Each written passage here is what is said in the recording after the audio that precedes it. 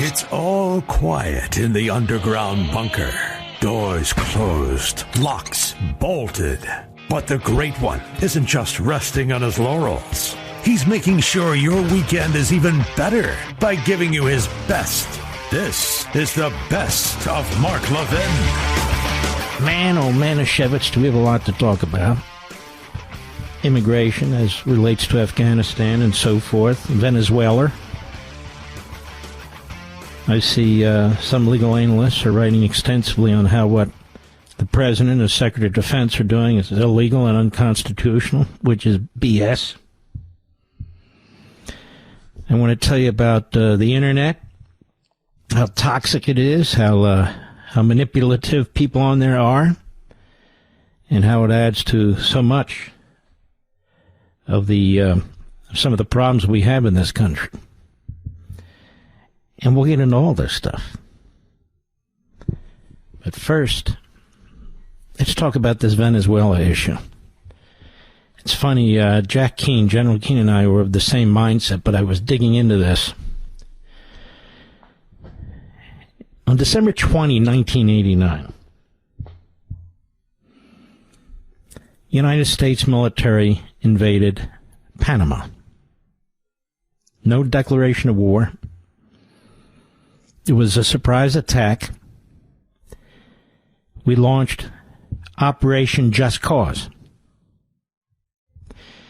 We invaded Panama.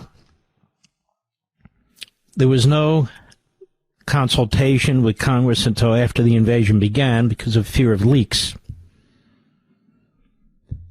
for the purpose of deposing Manuel Noriega. He was, among other things, another drug kingpin. He was running a narco police state. And he was working closely with the Colombians, and they were shipping those drugs, not exclusively, but mostly into the United States.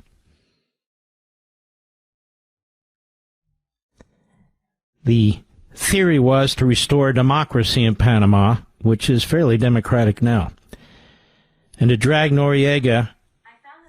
Oh, my goodness.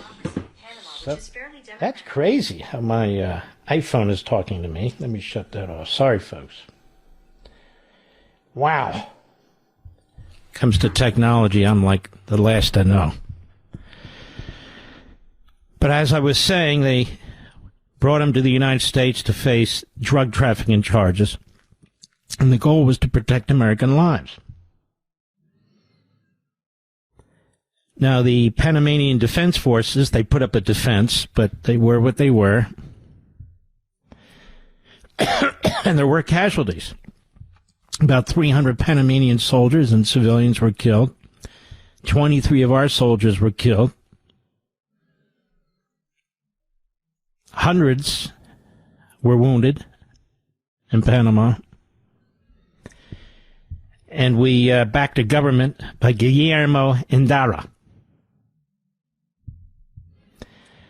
Noriega was eventually convicted, sentenced to prison in the United States, and it goes on and on. But the point is this.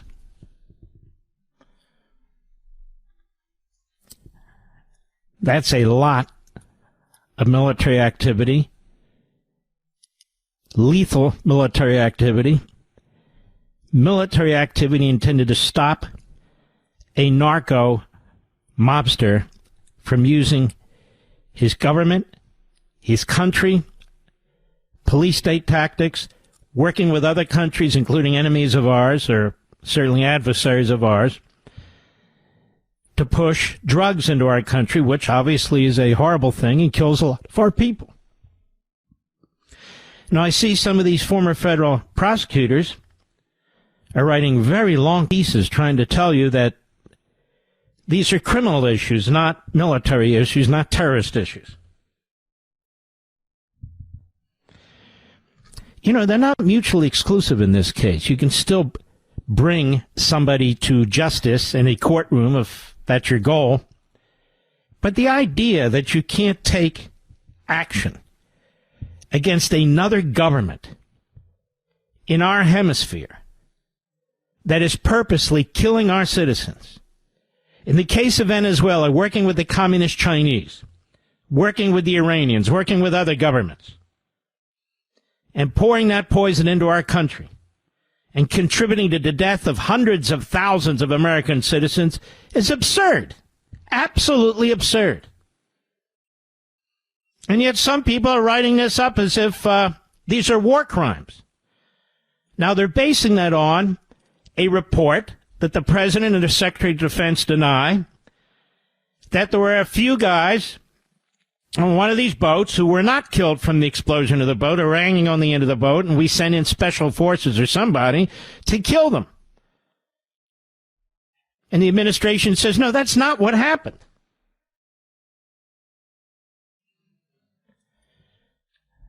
So I don't see these great legal or constitutional impediments to protecting the people of this country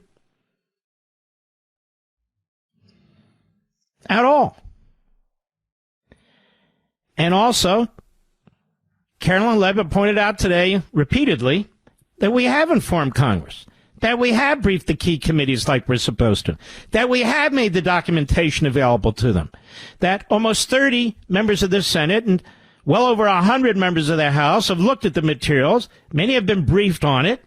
So what is all this talk that we haven't told Congress? Now, they want more answers from the Pentagon. I guess they'll get more answers. But I just want you to know that these are actions that are being taken to defend our homeland directly. Now, I'm sure some of the isolationists will view this as another forever war, or whatever they spew. You must be a neocon. They don't even know what a neocon is. You a neocon? You an interventionist? You're a forever war guy? What are you? So any action, pretty much, to protect even the homeland directly. That shows you how unhinged these people are, for the most part.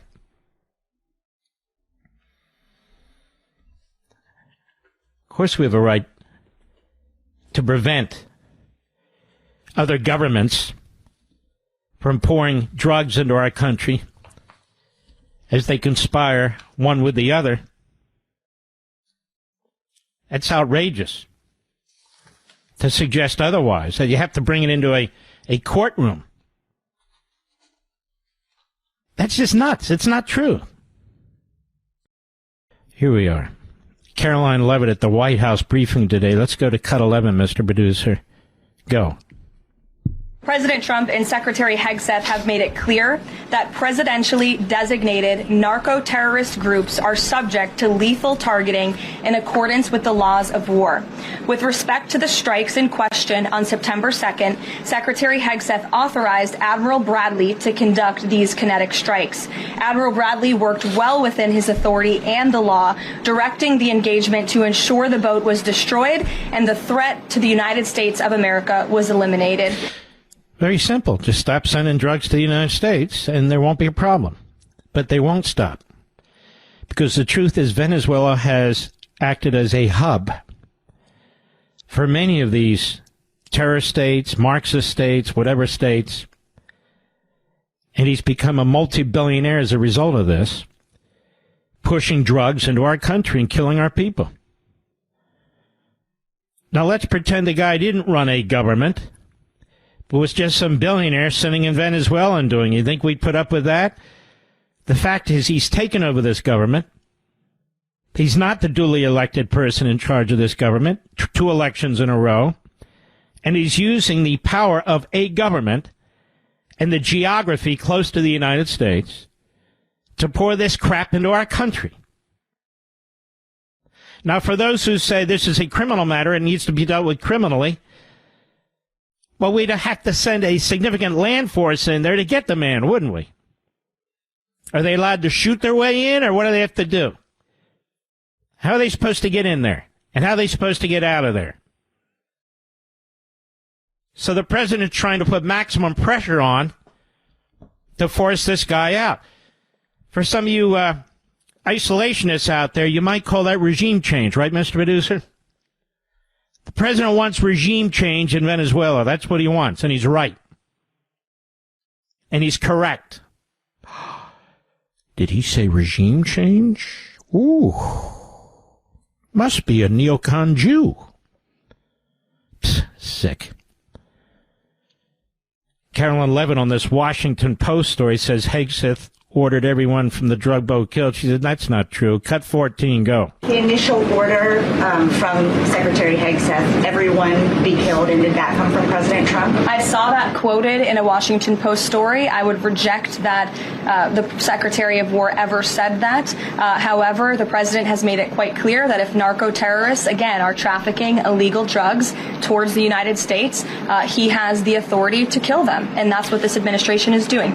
So now the usual anti-Americans are calling this a war crime. A war crime? And many of these people spewing the phrase war crime have been defenders of Putin, have been defenders of Hamas. They're very subjective about their moral claims. This guy, Senator Mark Kelly, who was encouraging the military to basically overthrow this administration, here he is, cut 15, go.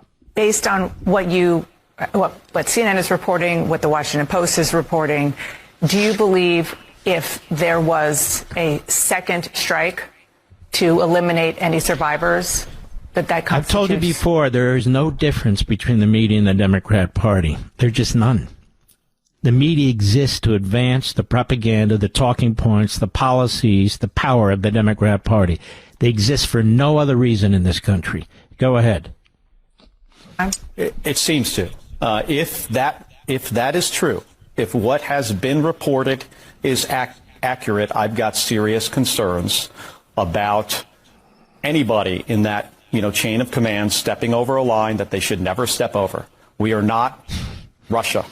We're not Iraq. We hold ourselves... Too bad they don't understand our military history. We're not Russia. We're not Iraq. We don't have to be Russia and Iraq. We want nothing to do with them. It's amazing to me, how they would have our warfighters fight wars with their hands tied behind their backs. This is why you have such disasters under the Democrats and under some Republicans. Here's this guy, Angus King, named after a cow. Cut 16, go. It's all about the facts, Kate. The law is clear. If the facts are as have been alleged, that there was a second strike specifically to kill the survivors in the water, that's a stone-cold war crime. It's also murder.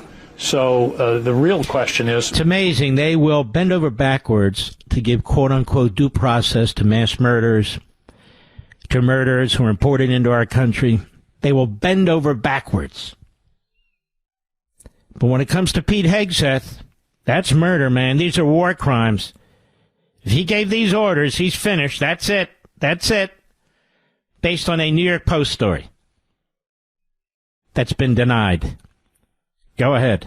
Which orders, when were they given, and that's what we're going to get to the bottom of in the Congress. As you point out, the bipartisan interest in this, Roger Wicker, the chair of the Armed Services Committee, has said we're going to dig into this. So it's really you dig in. It's amazing to me how close some of these RINOs are with the isolationists. It's amazing to me. Running around, neocon, and yet they're the cons. So here we have the RINOs. We're raising questions like the isolationists raise questions. And what are we trying to do here?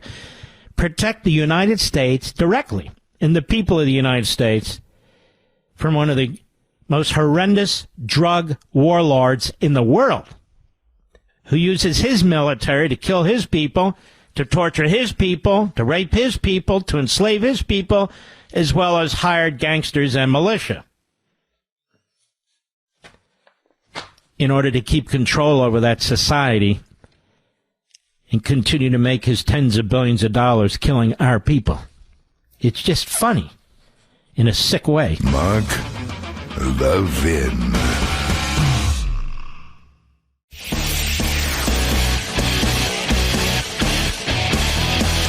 Making your weekend even better. This is the best of Mark Levin.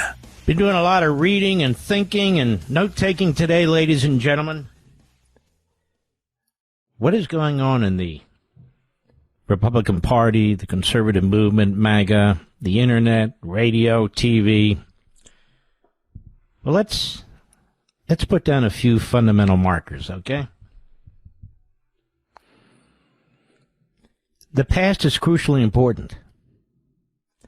You and I, we didn't live during the time of Socrates and Aristotle and Cicero. We didn't even live during the time of John Locke and Montesquieu. We didn't even live during the time of Adam Smith, Edmund Burke, the founders of our country, the men who met in Philadelphia and framed our Constitution and met in the state capitals and ratified it. We weren't around during the Civil War when this country really was on the edge of destroying itself, and yet Abraham Lincoln led us through it.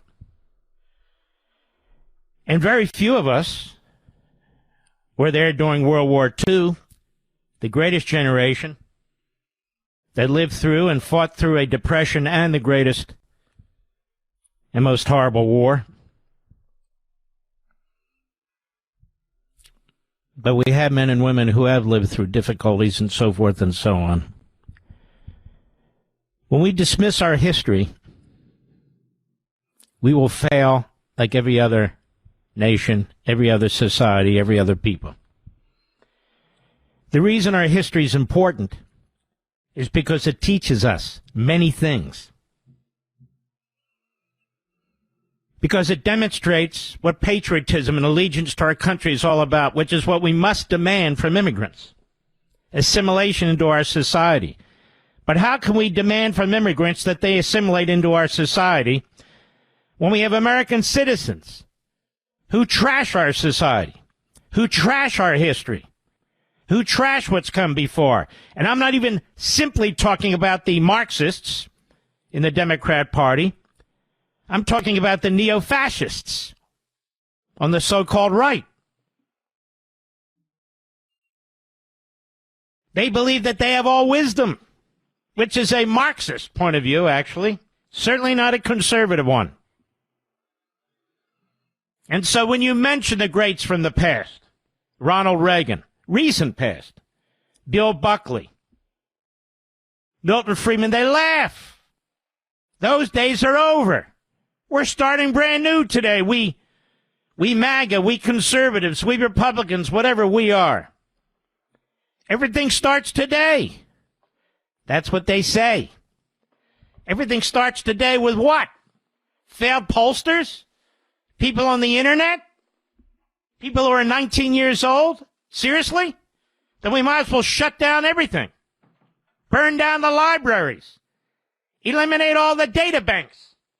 Because today's the day. Why do you think the Marxists and the fascists destroy everything that came before? Why do you think they do these things? They want a clean slate. There's a lot we can learn from people who've come before us, who've done great things and who've made mistakes. A lot. The ego, the narcissism that many in the current young generation have is beyond belief to me. And you see it all over the podcast world, all over the so-called influencers, all over the internet. They don't represent the vast majority of the American people. The vast majority of the American people don't even know who they are. Believe it or not. They don't.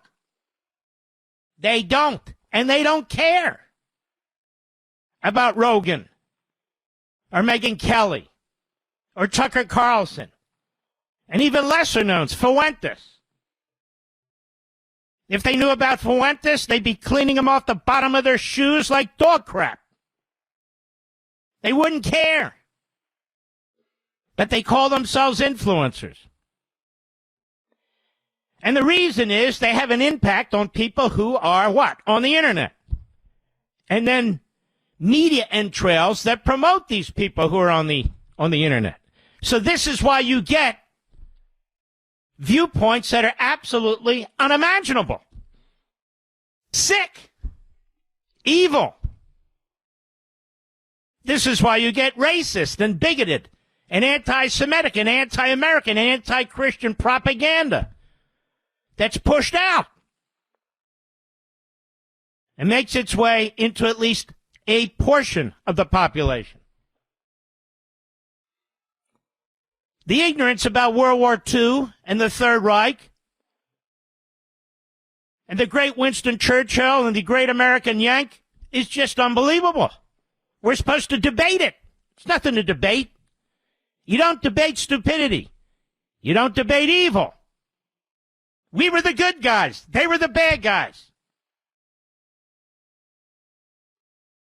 You don't debate if these Islamist nations that have been pushing terrorism, including terrorism that has killed thousands and thousands of Americans here in our homeland and overseas, whether you should get a payday from those people, whether you should go over and be vetted by those people and live in the best hotels for a week and be given the best food for a week, and then all of a sudden, hey, they're not so bad after all.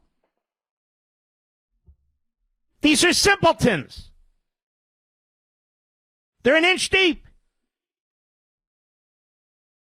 And yet there they are. They show up in various youth movements through our colleges and universities to tell young people what to think. The irony that you'll get these people who are in their 40s and 50s, some in their 60s, who go in front of these people and tell them, these young people, tell them what to think.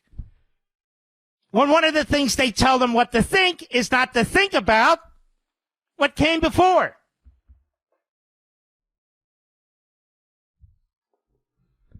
Take Ronald Reagan, one of the greatest leaders in world history,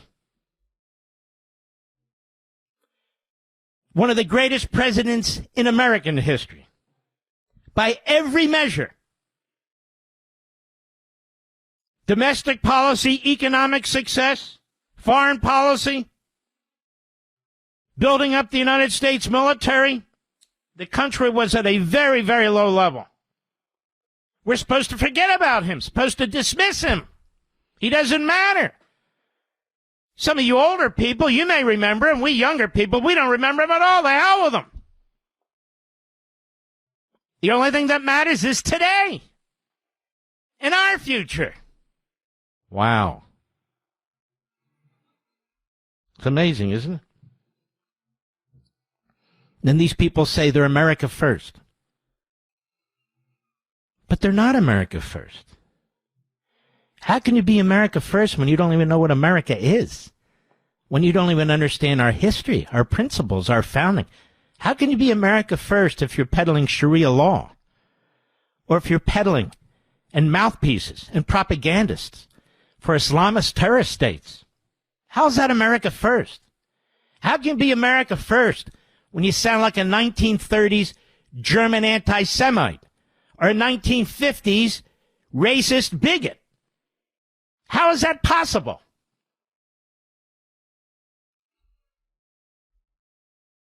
Donald Trump has Ronald Reagan's portrait hanging over his left shoulder. He's got all these presidents in his office. And he'll talk to you about it. And he showed me, and he discusses him. And there's Reagan over his left shoulder. And they're going to treat Donald Trump the same way when he leaves office. You know how I know? Because the texts have come out, the things that they've said about Trump before. They despise him. The Carlsons, the Fuenteses, the Kellys, the rest of them. Don't get me wrong. They hang on to him. They want to be seen with him. But they despise him.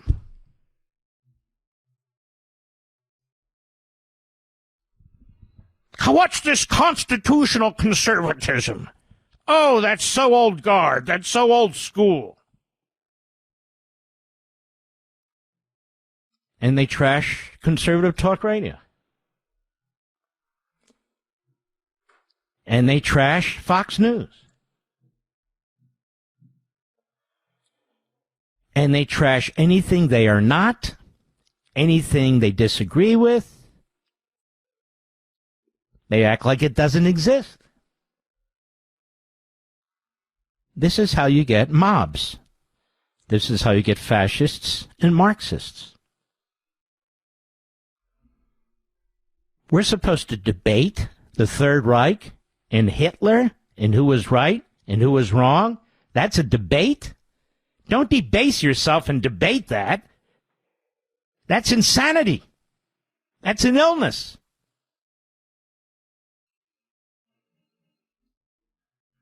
And these people are blatant about it. They're brazen about it. You had some guy, I honestly forget his name, I really have. A Muslim gentleman who's American, but I think he has Pakistani and Iranian background, and he goes to Qatar, and one of the things he's bragging about to the leadership of Qatar is, I help platform and fund Tucker Carlson. Now, he has since sold his business to Tucker Carlson, I think. And you get another Wall Street guy, apparently on the inner circle, so he thinks he's all muscular and everything else, Alex something or other. You're smearing him. Don't drag this guy into your debate with Tucker. I'm smearing him by linking to what the man said? And how does the sale of it start? He's the one who said it. Don't drag him in. Drag him into what? He's proud of it. He went to Qatar and told them. And then his partner, Carlson's partner, he's over in Qatar too. And so are a number of so-called conservative influencers and so forth. Wow, this place is much different than I ever thought it was. Yeah, because you don't see the million indentured servants and slaves that serve the 300,000 in the population there. You don't see anything. That's okay. Reagan. He defeated the Soviet Union. He pushed communism out of our hemisphere. He pushed communism out of several countries in Africa. Reagan. The economy grew faster and bigger under Reagan than at any time in American history since the Second Industrial Revolution, 100 years before. Reagan. Reagan received the biggest percentage of popular vote of any Republican in history. He received the most electoral college votes of any Republican in history. And he did it twice. Reagan. And they tell you to ignore Reagan. Do the Democrats ignore Franklin Roosevelt? No, they can't stop talking about him. Well, why should we ignore Reagan? Because it's a new day, Mark. There could be policy changes. We have a tremendous, historic, iconic president right now. I've said it over and over again.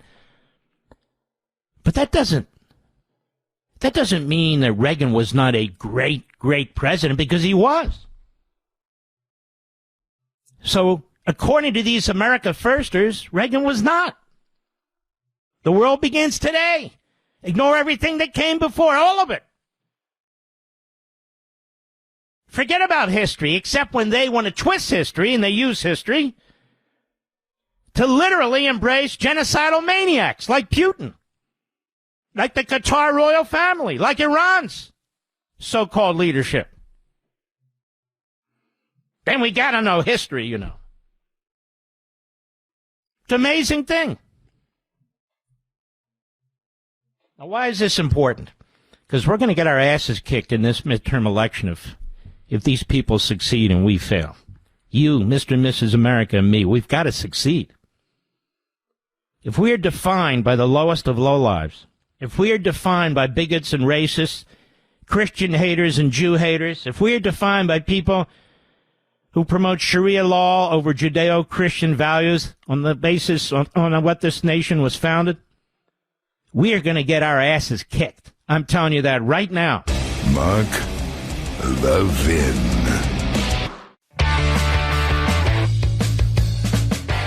You're listening to the best of Mark Levin. Socialism light is not the answer to quote-unquote affordability. In fact, addressing affordability, quote-unquote, is not the answer either. Embracing capitalist solutions to ever-growing big government at the local, state, and federal level is how you create prosperity and growth. Prosperity and growth go together. They create affordability.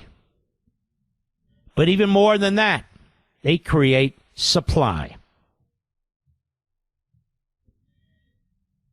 It's very annoying and frustrating for me to listen to people who mimic Mondami, and they look at the victories on those Democrat states and that Democrat city, now a pink city, and regurgitate it. Or they listen to these backbencher pollsters and they regurgitate it. Or Washington, D.C. operators who make millions of dollars advising politicians on how to lose. Affordability, affordability. You create supply and create prosperity. The word is prosperity. And you find ways to do that. That should be the focus. Prosperity. Supply. Creates not only affordability, but inventiveness, productivity, cutting-edge technology. That's the answer.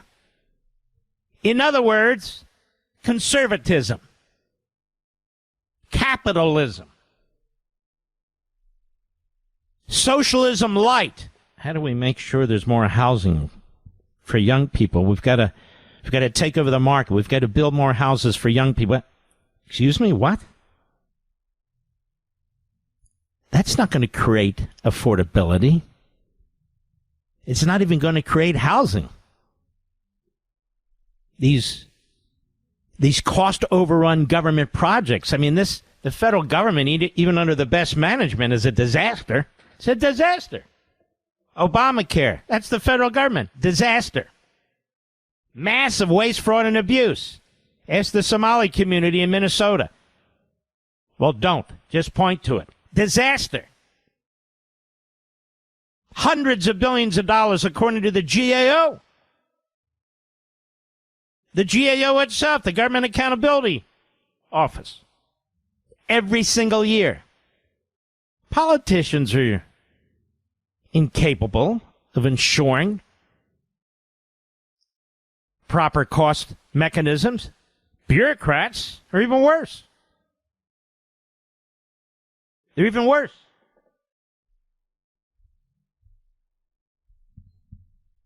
You want to create prosperity through growth. That's what the big, beautiful bill is intended to do, by the way. And when it fully kicks in, at some point next year, it will.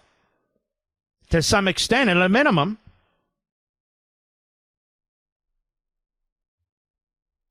But socialism light can never beat socialism aggressive and doesn't accomplish a damn thing. It doesn't accomplish anything. You know what we used to call this? This being pushed now by the neo-fascists and their ilk. We used to call people like this RINOs. Remember that? Because they sound like liberals. And so these so-called influencers, they now sound not just like liberals, they sound worse. In many cases, they sound like the Marxists. But whatever they sound like doesn't even matter. We will not get to where we want to go. We will not win elections. We will not create prosperity if we go down that road. It won't happen. This is why, rather than discuss the substance of whatever it is that they're proposing, because they have no coherent philosophy other than to pick a little bit of this and a little bit of that and to attack and attack and attack, because they do not look at the past. They do not learn from the past. They do not look at the great minds. They rewrite history. They lie about economics. And so they're stuck. And they lash out. They should pay a little bit more attention to Milton Friedman and to Mises and Hayek and to Adam Smith and to Bastiat. They should pay a little bit more attention to Locke and Montesquieu and Burke and to the founders. They should pay a little bit more attention to the massive economic and electoral successes of President Reagan and his great accomplishments. And they should even listen to President Trump a little bit more carefully about his ideas and proposals. But they don't. It's interesting, you know, these people of whom I have been speaking,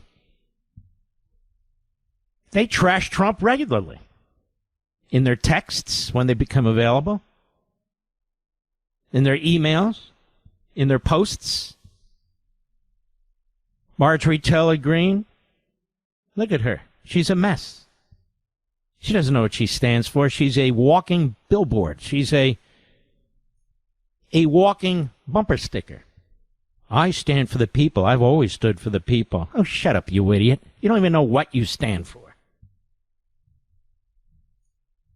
Both of your feet are firmly planted in the air. Or the others. Look at Bannon. Bannon's taken 10 sides of the same issue. Course of 12 years. Course of 12 months. Same with his buddy, Tarlson. Look at this slob, Alex Jones. A bigger dummy doesn't exist. And I can go down the list. There's a reason why the Democrat Party media keep pushing these people out there. They love them. They love them. Because they know, by promoting them, they try to brand tens of millions of people, many of whom don't even know who they are. But you, Mr. and Mrs. America, they try to taint you with these people that you don't even know, and most of you, if you know them, you despise them. Or you're thinking about them from 5 years ago, whereas today they've absolutely lost their marbles. It's the truth. This guy, Mark Kelly, this Democrat senator from Arizona, and I want to give a hat tip to Roger Stone. I hadn't seen this before, but now I've dug a little bit more deeply. That's right, Roger Stone. I don't know Roger Stone, but I like Roger Stone. I don't know him. Maybe we've talked now and then is all I can remember, but that's it. But he pointed this out. Mark Kelly telling our troops to defy the president. He can't even say what order he's talking about. He's the most outspoken of the bunch. Doubles down, triples down on it. That Donald Trump really keeps going after the Afghani illegal immigrants in the country because he doesn't want brown people here. That's the kind of mind this Mark Kelly has, which is none whatsoever. What happened? How did he become an astronaut? That's what I want to know. I'm quite serious. I watched the guy, listened to the guy. Sounds like an idiot. Idiot. But Fox News reported about a year ago, former astronaut Senator Mark Kelly started spy balloon company funded by Communist China. Oh, do tell. Do tell us. Former Navy captain, former astronaut, represents Arizona in the U.S. Senate since 2020. Before becoming a senator, was not only an astronaut, he also co-founded a company that specializes in spy balloons, which was funded in part by a venture capitalist in China that would be Communist China, with close ties to the Chinese Communist Party. Everything that happens in China has close ties to the Chinese Communist Party. Kelly's reportedly in the short list of running mate contenders, this is last year, for VP, co-founded in Tucson, Arizona, Worldview in 2012, with a vision to provide space tourism using stratospheric balloons. And while Kelly's company started out with a focus on space tourism via balloons, now how stupid is that? You're going to use a balloon for space tourism, Mr. Producer? A balloon? The vision evolved with the maturing of the company's technology. As we matured our technology, we recognized an opportunity for immediate use cases for our technology through remote sensing services to defense, science, website here. Scientific and commercial customers. Today, our primary business remains providing remote sensing service to the U.S. Department of Defense and our allies by way of intel, surveillance, and renaissance capabilities, as well as servicing scientific organizations like NASA, NOAA, others, to better understand Earth from the unique atmospheric layer of stratosphere. Boy, is that more bullcrap or what? Axios report. Axios is like the Al Jazeera of America. Have you noticed that? They run stories endlessly. Endlessly. That undermine our country, undermine the state of Israel. Same anonymous sources over and over again. The guy who writes it is an Israeli. Barak Ravid. Complete slimeball. Pig. Axios reported that shortly after Worldview was started, it received venture capital from Tencent. Tencent is one of China's largest corporations, founded in 1998 by Pony Ma Yabadabadu. And last year, he was listed as Forbes as the fourth richest man in China. Collected a trove of data, the Wall Street Journal reported, did that company, over the years from its mobile app WeChat, and it goes on and on and on. So it's a communist operation. And this idiot, former astronaut, former Navy captain, with the video, 6 members of Congress did this video who served either in intelligence or the military. You have to want to do it. It's not like, I don't really want to do it. No, you're excited about it. You're really motivated to do it, to tell the troops, to defy the president. If you have any order you don't agree with, man, defy the president. In which order? I don't know. Whatever. Whatever. Seems to me he's the guy that has to answer questions, and not by the phony media. Wouldn't it be nice if he had answered questions under oath, penalty of perjury? But, Congress doesn't work that way. It doesn't do that to its own members. Seems to me there's a lot to answer for, a hell of a lot more than Pete Hegseth. Mark Levin.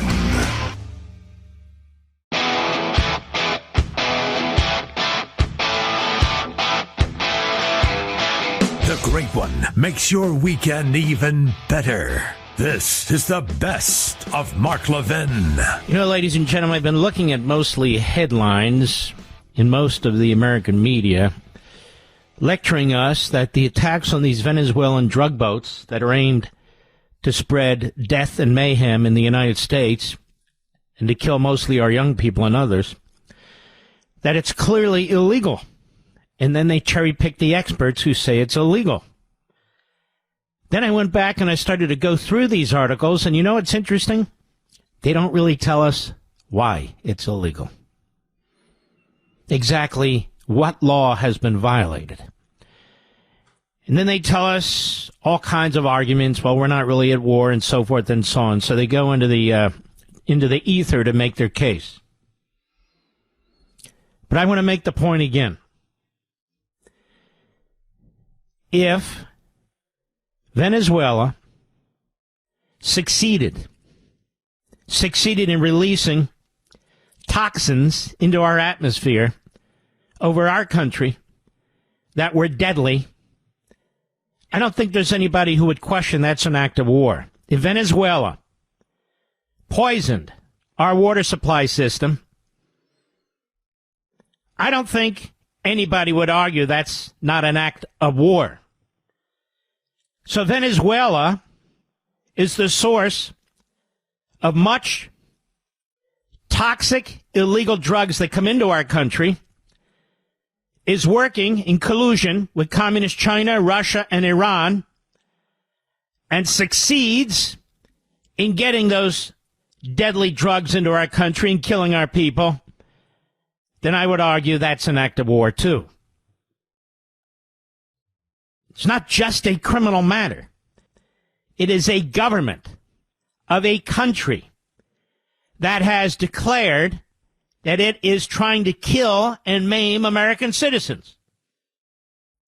Now, I understand some people are uncomfortable with calling a spade a spade. I am not.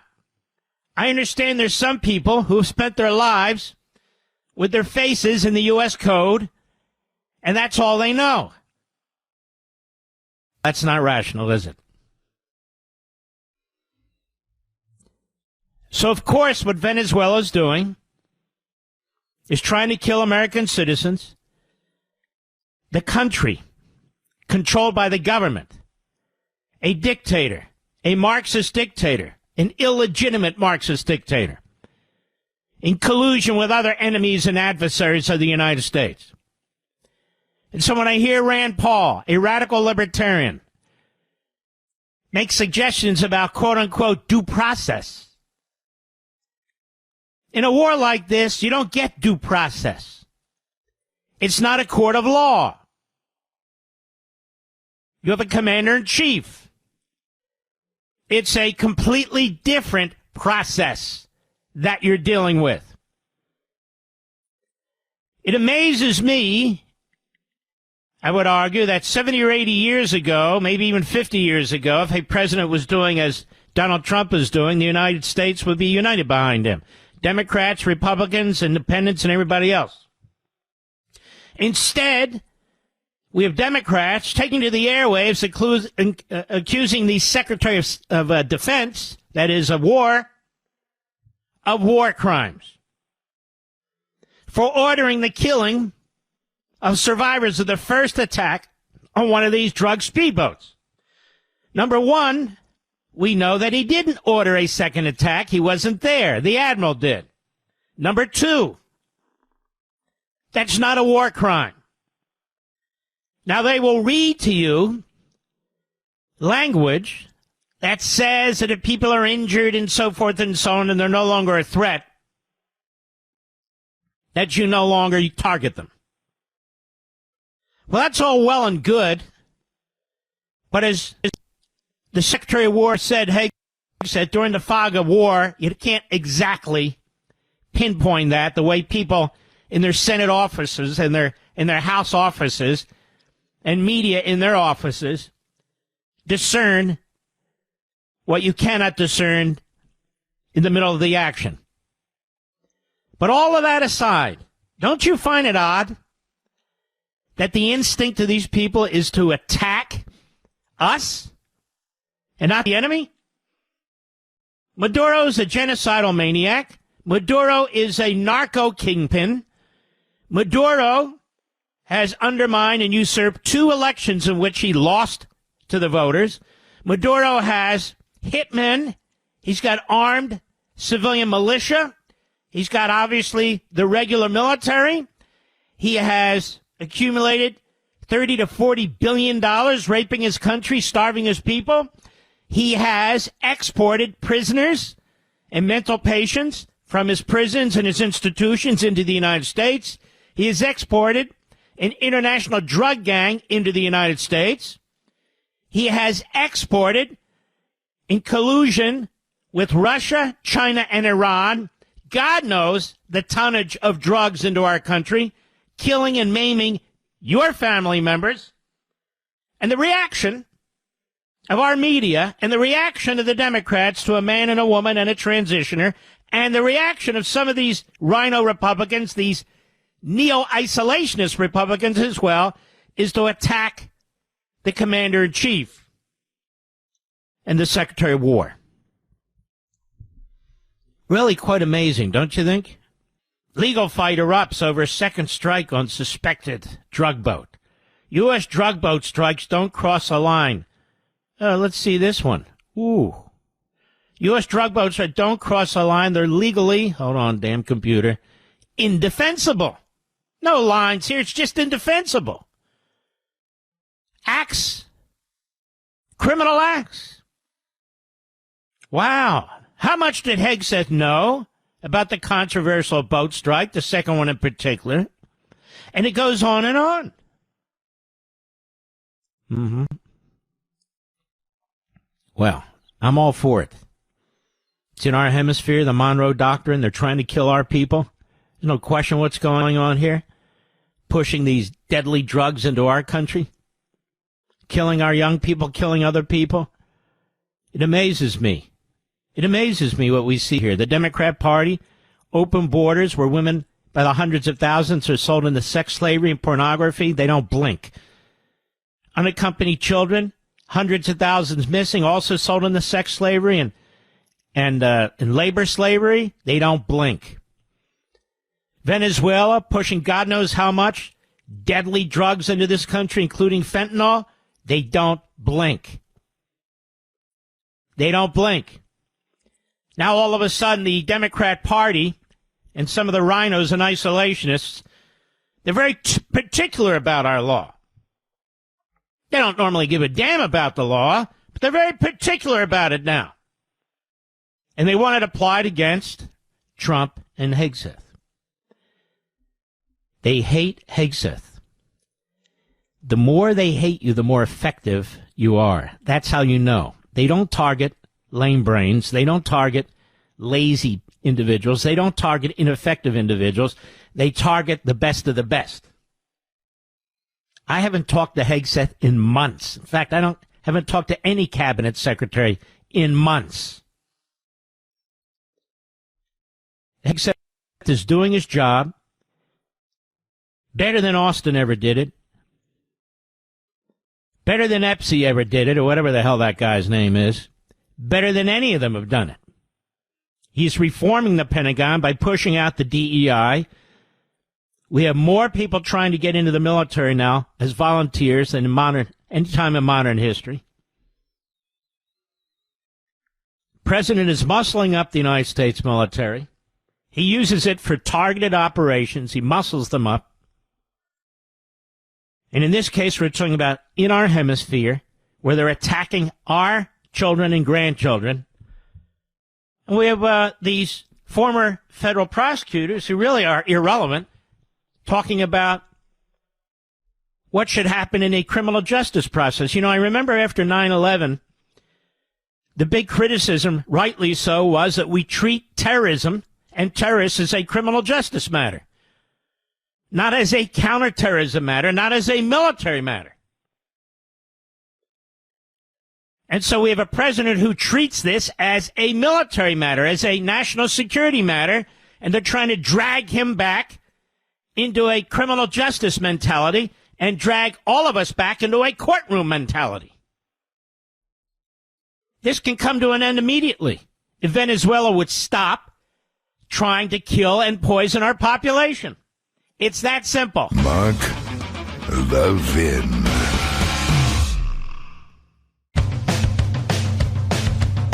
We're giving you nothing but the best of Mark Levin. I'm going to tell you the problem we're facing as a country. Big problem.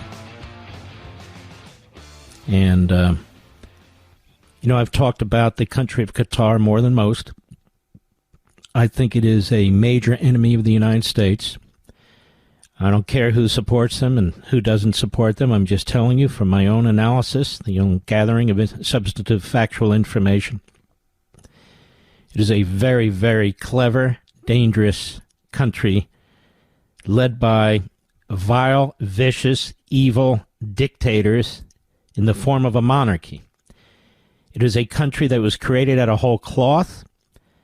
Turns out, as a matter of accident, that this tiny little speck with 330,000 population and about 2 million inhabitants, many of whom are indentured servants. They give them visas from the third world. They come in and they take their visas away. Many of them have been enslaved in many respects, and there have been many reports put out on this. Apparently, it is of no consequence. It is a vile, vile enterprise that runs that country. It truly is. Now, what I'm trying to find here, Mr. Producer, is, let me find it as I go through here. There was a piece that I read this morning about this massive push with tremendous amount of money, luxury hotels, 5-course meals, sporting events, a massive push right now by the monarchy in Qatar to buy off as many Republicans and conservatives and so-called conservative influencers as possible, to buy off as much media as possible right now, to buy us as much entertainers as possible right now. That's the effort. For instance, a publication called The Jewish Insider, doesn't like me very much, by the way, center, left. Qatar has these ties to the Muslim Brotherhood. Qatar is basically the banker to the Muslim Brotherhood. Muslim Brotherhood has spawned Hamas, Islamic Jihad, and others. The Muslim Brotherhood murdered certain important Arab leaders, Sadat being one of them, was behind Al-Qaeda. It's like the mothership of terrorism. The Muslim Brotherhood now has a foothold in the United States of America. And so the administration has said that they want to designate the Muslim Brotherhood in certain countries as a terrorist organization. I was somewhat critical and said, no, let's just designate the Muslim Brotherhood in every country as terrorist organizations, including in Qatar. But Qatar is now doubling down on this charm offensive. They have focused in on certain Republican members, certain conservative social media influencers. They have also partnered with CNN and, I believe, the Wall Street Journal. I want to get into this with you because this is just the latest effort by Qatar, as pointed out by this website, and they're accurate. A group of House Republicans, and this was reported first by Laura Loomer, by the way, who's under constant attack, but she's been doing a great job. A group of House Republicans visited Qatar during the House's Thanksgiving recess, of all places to go, including Representatives Laurel Lee, Republican of Florida, Marlon Stutzman, Republican of Indiana, who's been on this show in the years past, Abe Hamadeh, Republican of Arizona, Ryan Zinke, Republican of Montana, and Lance Gooden, Republican of Texas. The trip occurred just before the House Foreign Affairs Committee is scheduled to vote on legislation that classifies the entire Muslim Brotherhood organization globally, not just country by country, globally, as a terrorist organization. A group of so-called conservative social media influencers also visited Qatar over Thanksgiving, posting glowing dispatches lauding the country and its role in hosting a U.S. military base. Rob Smith, one of the invited guests, posted credulously about Qatar on his Instagram feed after the trip, quote, I wasn't aware of a great deal of things about Qatar, only misperceptions and half-truths that I'd read about online. When the opportunity was presented to me with full authority and autonomy to ask the tough questions of the officials I'd been meeting with, I decided to risk any potential criticism and to travel and experience it for myself. And they wined and dined this guy as they have others. And now his eyes have been opened. How he's been fooled all these years. The great Qatar. Numerous celebrities have also, this week, gone to Qatar. Comedian Kevin Hart, celebrity chief Gordon Ramsay, tennis star Novak Djokovic, gathered in Doha over the weekend for the 2025 Formula One Qatar Grand Prix. So they have these massive events, golfing events, these kinds of events, tennis events, to sort of westernize their propaganda. And this week, the country is hosting the Doha Forum, a conference co-sponsored by CNN. Those attending the conference include several officials from the administration, ambassadors, politicians, philanthropists, alongside Israel-bashing officials such as former Iranian Foreign Minister Mohammad Javad Zarif, sanctioned UN special individual Francesca Albanese, and former Iran envoy Robert Malley. Now, you know about Malley. Malley worked very closely with the Iranians, went behind America's back, and on and on and on. You can Google it yourself. And also a gentleman, I forget his name. I should write it down. I should memorize it, keep it in memory. Who was the first to finance Tucker Carlson's network. He bragged about it in Qatar. In Qatar. Yes, one of my first investments was in the Tucker Carlson network. Others on the guest list. U.S. Ambassador to Turkey, Tom Barak. U.S. Ambassador to NATO, Trump advisor Alec Brzezinski. Oh, that's the guy who goes online and attacks me in the inner circle. That's the guy, Alex Brzezinski, if that's how you pronounce it. Doesn't mean anything to me. The Quincy Institutes. Trita Parsi. Quincy Institute is a massive isolationist operation funded by both George Soros and Charles Koch. Now, I don't have the entire list. CNN anchor Christiane Amanpour, other officials, and so forth and so on. Now, think about that. Now, this comes at a time when Qatar's complicated public reputation in the United States is becoming a flashpoint, particularly inside the conservative movement. That's thanks to me. The facts that I presented on this program, the facts that I presented on digital TV, and the facts that I presented repeatedly on Fox.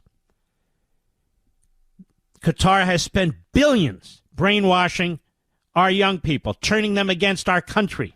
Billions. Fomenting violence in our country. Qatar has helped promote organizations like CARE, which is connected to Hamas, which we know from what the FBI did with the Holy Land Foundation case and the bugs that they put in a hotel room in the Marriott Hotel outside the Philadelphia airport. Look at this, ladies and gentlemen.